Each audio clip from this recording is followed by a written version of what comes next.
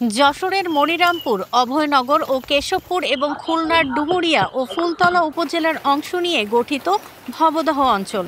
প্রতি বছর এ অঞ্চলের অন্তত ১৫০টি গ্রাম কয়েক মাস ধরে জলাবদ্ধ থাকে। এবার টানা ভারী বর্ষণে মনিরামপুর ও অভয়নগরের ৩০টিরও বেশি গ্রামে পানি ঢুকে পড়েছে। ডুবে গেছে ঘরবাড়ি, শিক্ষা প্রতিষ্ঠান ও মসজিদ মন্দির।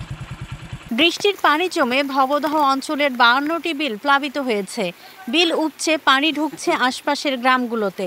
নদী দিয়ে সঠিকভাবে পানি নিষ্কাশন না হওয়ায় জলাবদ্ধতা আরও তীব্র হচ্ছে।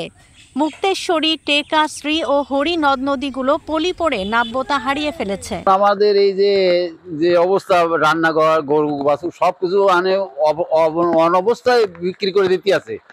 ফল নেই, বিচেলি নেই, ধান নেই, চাল নেই, বাড়ি ঘর দরজার অবস্থা তো এই।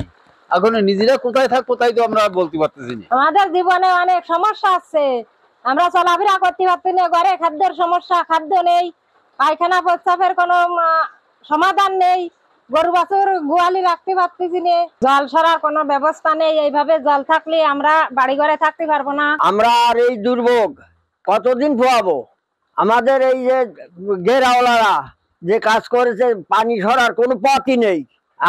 এতে আমরা বাড়ি তলায় গেছে, আমরা কি করে এই দুর্ভোগ সহ্য করব? আবহাওয়া অফিস জানায়, জুলাই মাসে যশোরে স্বাভাবিক গড় বৃষ্টিপাত ৩০৪.১০ মিলিমিটার হলেও ২৭ তারিখ পর্যন্ত হয়েছে ৫১৪ মিলিমিটার। এতে পরিস্থিতি আরও জটিল হয়ে পড়েছে।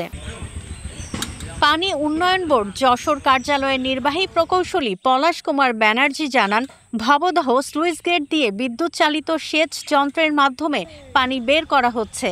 পাশাপাশি ৬টি গেট খুলে দিয়ে প্রবাহ বাড়ানো হয়েছে।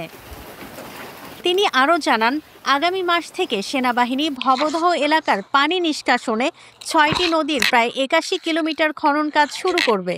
এছাড়া আমডাঙ্গা খাল সংস্কারের কাজও শিগগিরই শুরু হবে।